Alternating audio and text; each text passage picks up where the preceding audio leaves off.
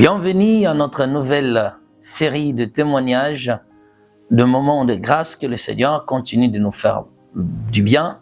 Je vous crois bien portant que le Seigneur vous bénisse abondamment.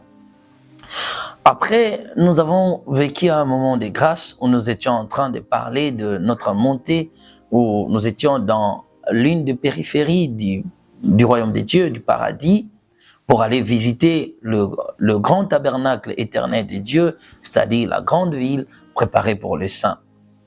Je vous ai parlé autrefois que j'étais avec un ange et j'étais maintenant à bord du char et on s'est dirigé maintenant vers la grande ville.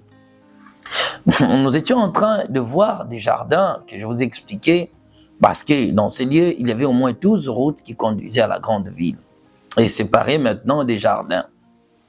Bien-aimés dans les Seigneurs, pendant que nous étions en train de partir, je vous ai parlé autrefois que l'ange était en train de m'expliquer le rôle de ces hôtels qui étaient placés réellement, intentionnellement dans le jardin. C'était des hôtels placés intentionnellement dans le jardin. Et aussi les anges, avec leurs encensoirs en train de l'agiter de tous les sens, qui autrefois, l'ange m'expliquait, ce sont des prières des saints. Lorsque les chrétiens prient sur la terre, les prières montent au ciel. Alors, il m'a donné, en profitant de l'occasion, il m'a donné un enseignement concernant la prière. Il me disait ceci, il me dit, plusieurs prières sont abandonnées. Pourquoi? Parce que cela ne respecte pas certaines conditions de l'exaucement. L'ange m'expliquait maintenant. Ce sont des prières faites avec de mauvaises intentions. Ce sont des prières faites avec une vie de péché. Ce sont des prières faites avec la sueur, l'impureté, les gens qui se méconduisent. Il me dit, lorsqu'une personne mène une vie sale, quoi qu'il est chrétien, lorsqu'il vit dans la dualité, qu'est-ce qui va se passer dans le domaine spirituel? Sa prière sera abandonnée dans les heures. Ce sont des prières, l'ange me dit, qui n'atteignent jamais le royaume. Il me dit encore, certaines personnes seront exaucées par l'adoration. D'autres seront exaucées en faisant des prières d'adoration. D'autres seront exaucées en faisant des prières de supplication. D'autres seront exaucées en faisant des prières de combat. Mais il me dit encore, dans chaque situation précise et chaque réalité dans laquelle l'homme se retrouve, il y a des prières choisies, préparées, qui ne viennent pas de par le pensée de l'homme, mais qui proviennent réellement de l'Esprit de Dieu qui habite en l'homme. L'Esprit lui-même savent réellement ce que nous devons dire à Dieu le Père. Bien-aimés dans le Seigneur, l'ange était en train de m'expliquer et on continuait de nous approcher. Plus on s'approchait de la grande ville, plus la lumière devenait intense. D'abord, le lieu était éclairé d'une lumière que même le soleil accablant ne peut pas atteindre le niveau de la lumière, de l'intensité de la lumière qui était dans ces lieux-là. Bien aimé, c'est un endroit où je ne sais pas même si on utilise tous les projecteurs de la Terre pour essayer de donner même le 1% de la vitesse de la lumière qui était dans cet endroit, c'est inexplicable. Bien aimé dans le Seigneur, on continue à avancer avec l'ange, on s'approchait de la grande ville et nous avons vu tout, lorsqu'on s'approchait de la ville, une grande foule immense s'est tenue tout autour de la ville. C'était en réalité des anges. Ces anges-là étaient en train de chanter. On pouvait distinguer aussi loin que nous étions encore avant de nous approcher réellement d'eux. On pouvait distinguer le son des instruments joués dans cet endroit et aussi comprendre le voix chanté par les anges, utilisé par les anges, de cantiques réellement chantés par les anges. Et l'ange encore qui avait la responsabilité de me diriger vers l'une des portails de la ville, m'expliquait encore une autre réalité. Il m'a dit, plusieurs sont appelés pour accéder à ces royaumes, mais il y a des critères pour y accéder. Alors j'ai commencé à lui poser des questions. Il me dit, tu découvriras plusieurs choses, mais garde ton vêtement, ton habit de noces, car plusieurs sont appelés, mais moins seront admirés ou bien seront acceptés. Il y a des principes de l'acceptabilité pour accéder à la ville. Lisons quelques passages bibliques. Voilà, bien-aimés, nous sommes dans le livre de Matthieu, chapitre 22, verset 11. Et le roi entra pour voir ce qui était à table. Il aperçut là un homme qui n'avait pas revêtu un habit de noces. Il lui dit, mon ami, comment es-tu entré ici? Comment es-tu entré ici sans avoir un habit de noces? Cet homme y la bouche ferme. Voilà, la bouche fermée. Voilà. Nous lisons encore Apocalypse, chapitre 19, verset 9. Et l'ange me dit, écris, heureux ceux qui sont appelés au festin des noces de l'agneau. Et il me dit, ces paroles sont le véritable parole de Dieu. Apocalypse 17, verset 14. Ils combattront contre l'agneau et l'agneau les vaincra parce que le Seigneur des seigneurs et le roi des rois, les appelés, les élus et les fidèles qui sont avec lui vaincront aussi. Alors, l'ange a commencé à m'expliquer. Plus on continuait d'avancer, on s'approchait de la grande ville, plus il m'a parlé de l'habit de noces, qu'il y a des critères de l'acceptabilité pour accéder à la ville. Il me parlait des vêtements de noces, il me parlait aussi de certaines conditions que je vais parfaitement vous décrire lorsque je serai à la porte, voir le plus grand scénario de l'accès à la grande ville pour franchir la porte. Alors, pendant que nous étions en train de regarder, on voyait aussi loin aussi que mes yeux pouvaient regarder, bien aimé, je voyais maintenant une grande route.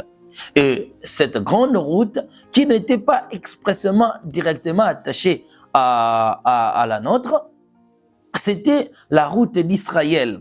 Et l'ange était maintenant en train de m'expliquer pour le salut des peuples juifs. Il me parlait maintenant du peuple d'Israël, il m'expliquait cette réalité. Il me racontait plusieurs histoires et j'étais dans l'admiration. Il me parlait de la parole de Dieu, il chantait des cantiques. Donc, il me mettait dans une condition où je me sentirais vraiment que je ne suis pas juste un visiteur et que je t'ai envoyé pour expérimenter ces choses. Il m'expliquait les royaumes, il me parlait de l'importance de croire au Seigneur Jésus-Christ et de donner réellement la vie au Seigneur. Il me parlait aussi d'une vie de prière. Il me parlait des difficultés que les chrétiens rencontrent à leur moment de prière, dans leur vie chrétienne lorsqu'ils prient. Il me parlait des octaves de la prière. Il me parlait des secrets de la prière. Il m'expliquait plusieurs réalités. Il me parlait de la continuité de la prière lorsque tu ne vois pas l'exaucement, lorsque le moment apparaît difficile, lorsque tu pries et que tu ne vois rien. L'ange m'expliquait qu'il faut continuer et à redoubler de forme.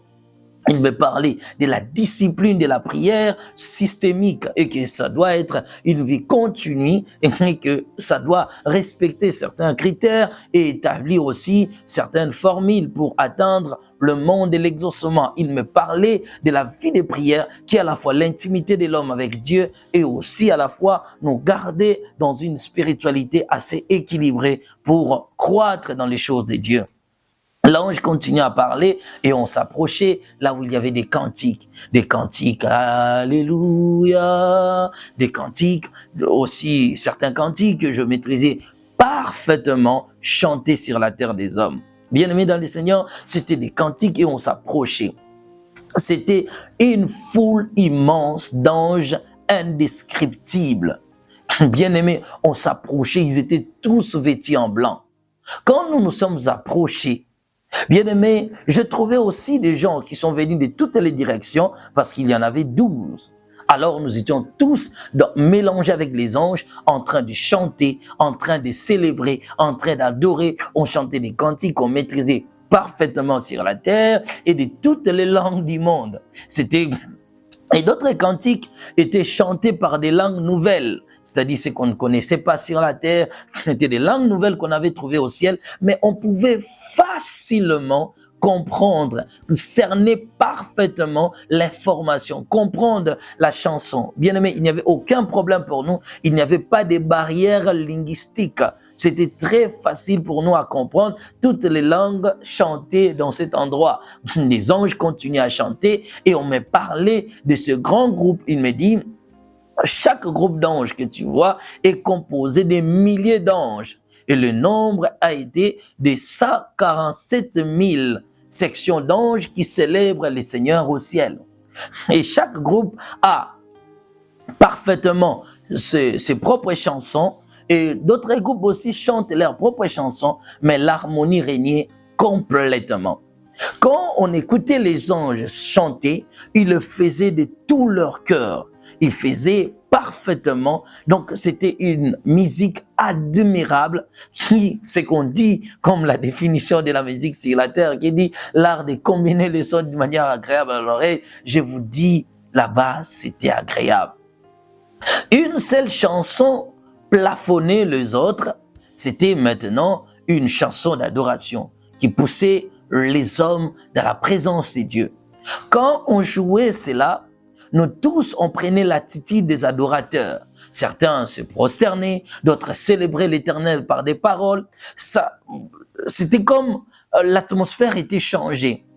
C'était un moment où on sentait le changement de l'atmosphère et la gloire de Dieu se faisait encore de plus en plus ressentie dans cet endroit. Lisons les passages, Ésaïe chapitre 6.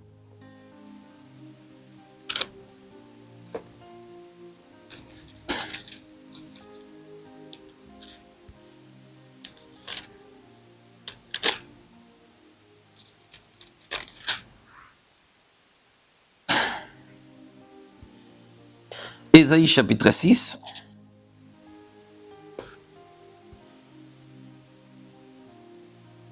Ils criaient l'un à l'autre et disaient « Saint, Saint, Saint est l'Éternel des armées, toute la terre est pleine de sa gloire. » L'ange était en train de m'expliquer cette réalité. Il me dit, certaines chansons chantées sur la terre proviennent réellement du ciel.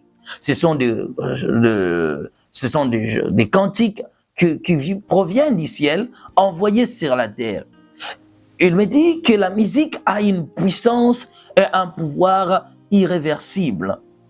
Il m'expliquait ceci. Il dit, c'est par la musique que l'âme se sanctifie et l'âme retrouve sa confiance envers son Créateur. La musique rapproche l'Église auprès du Seigneur et attire les actions célestes sur la terre. Il me dit, chaque fois que tu es en train de prier sur la terre, prends le temps de chanter à l'honneur de l'Éternel.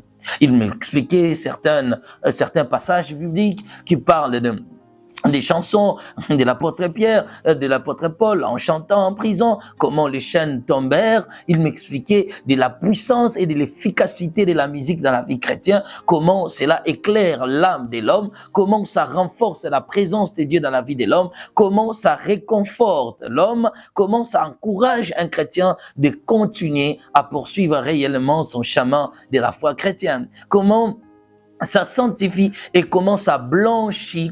Donc, il me parlait, c'est comme la musique est comparée comme à de grandes machines qu'on utilise dans nos pressings. Et ça sert à blanchir nos vêtements encore. Plus nous chantons des cantiques célestes, plus le blancheur devient encore de plus en plus acceptable, répondre aux critères célestes. Ça purifie l'âme de l'homme. Ces cantiques, bien aimés, c'était à la fois, c'était scindé à deux. Une partie était composée de cantiques de Moïse et l'autre était composée des cantiques de l'agneau. Et aussi, j'ai écouté des cantiques nouveaux, c'est-à-dire que je n'ai jamais connu sur la terre des hommes, mais qui réellement provenaient du ciel et redescendaient sur la terre. Lorsque les anges célébraient l'Éternel, il y avait une autre catégorie des anges qui étaient juste des ramasseurs. Leur mission était de récolter des cantiques nouveaux pour les envoyer sur la terre des hommes, c'est-à-dire continuer à bénir l'Église avec des cantiques inspirés de Dieu. Voilà, nous allons lire quelques passages. Nous sommes dans le livre d'Apocalypse, chapitre 5, verset 9. Il chantait un cantique nouveau en disant « Tu es digne de prendre le livre et d'en ouvrir le sceau, car tu as été immolé et tu as racheté pour Dieu par ton sang des hommes de toutes tribus, de toutes langues, de tout peuple et de toutes nations. » Apocalypse 14, verset 3. Et il chantait un cantique nouveau devant les trônes, devant les quatre êtres vivants et les vieillards, et personne ne pouvait apprendre les cantiques si ce n'était que les 144 000 qui avaient été rachetés de la terre. Apocalypse 15, verset 3. Et ils chantaient les cantiques de Moïse, des serviteurs de Dieu, et les cantiques de l'agneau en disant: tes œuvres sont grandes et admirables. Seigneur Dieu Tout-Puissant, tes voies sont justes et véritables, roi des nations. Bien-aimés dans les Seigneurs, et c'était à ce moment-là qu'on a commencé. Je me suis enfoui au milieu de ces êtres angéliques, ensemble en train de célébrer. Ils étaient comme des lumières, parce qu'ils dégageaient une forte lumière. Bien-aimés, leurs visages étaient phosphorescents et nous étions en train de célébrer, de louer les Seigneurs, d'adorer. On chantait, bien-aimés. Nous étions dans une ambiance difficile à décrire et c'était merveilleux de se retrouver dans cet endroit. Les anges récoltèrent des chansons, continuent à faire leur travail, continuent à récolter des chansons. Mais j'ai remarqué au milieu de ce groupe d'anges, de ce milieu de groupes de chœurs d'anges qui chantaient au ciel, il y avait parfaitement un groupe composé des êtres humains. Maintenant, dans mon étonnement, je m'exclamais, je me posais la question, mais qu'est-ce qui se passe réellement? Pourquoi les hommes aussi ont créé leur groupe ici en train de chanter? L'ange s'approcha de moi pour m'expliquer, il me dit que ce sont des adorateurs.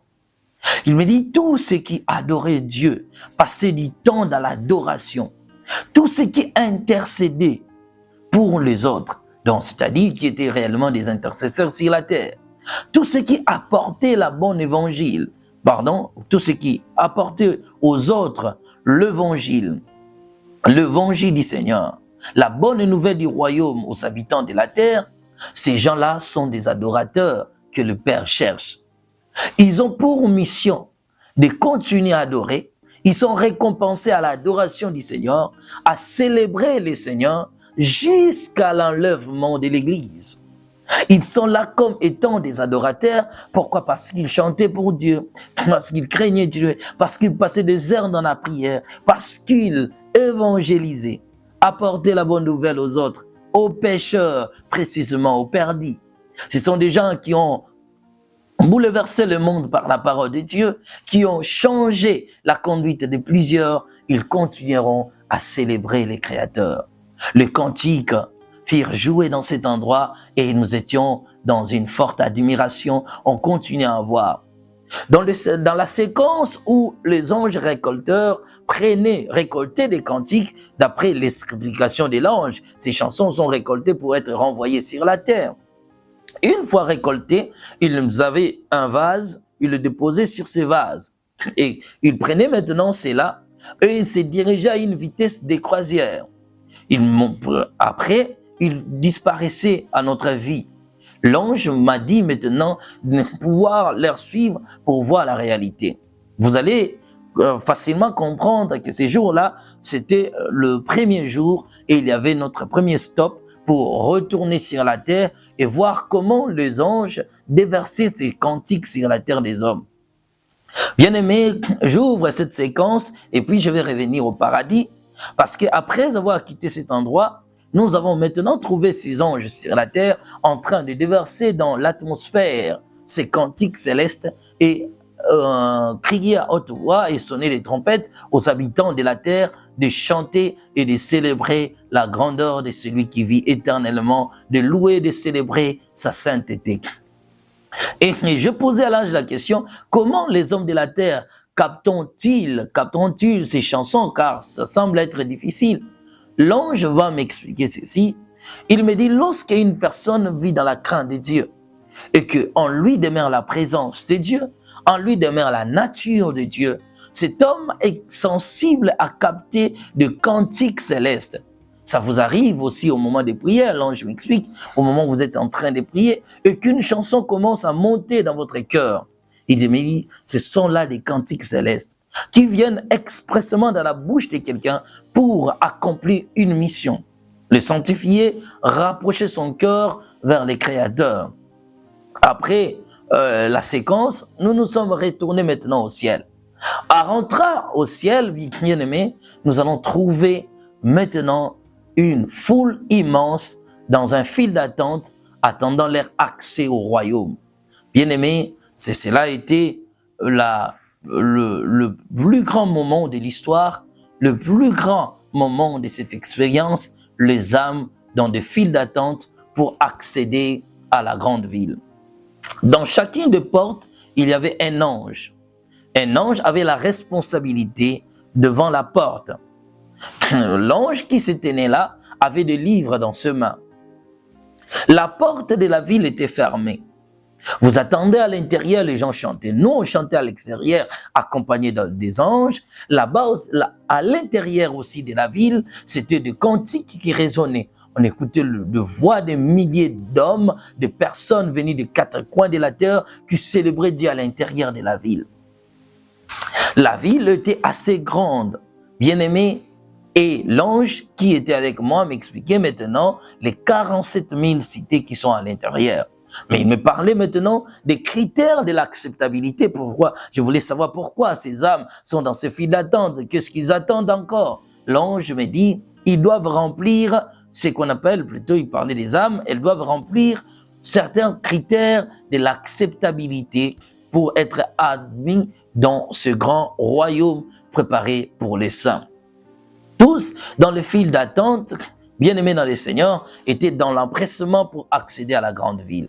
Voilà, c'était ça, ce moment de gloire, un moment important pour nous tous. Prochainement, nous allons parler de ces critères de l'acceptabilité, comment entrer dans la grande ville, car l'ange m'a dit, il y a 12 conditions qui permettent à un être humain d'accéder au royaume.